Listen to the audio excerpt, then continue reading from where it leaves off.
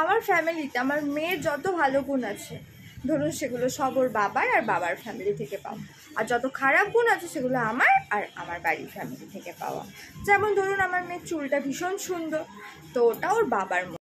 আবার ধরুন ভ্রুগুলো ভীষণ টানা টানা, ওটা আবার ওর বাবার মতো পেয়েছে। আর ধরুন গায়ের রঙটা কালো, সেটা আমার মতো হয়েছে। আবার ধরুন ওর মুখটা না পুরো গোল, সেটা আবার ওর পিসি আর ঠাম্মার মতো হয়েছে।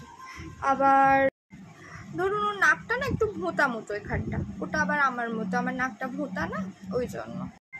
ওনার লোকজন ভীষণ পছন্দ করে, তো ওটা ওর বাড়ির লোক মানে ওর ঠাম্মা দাদুর মতো পেয়েছে।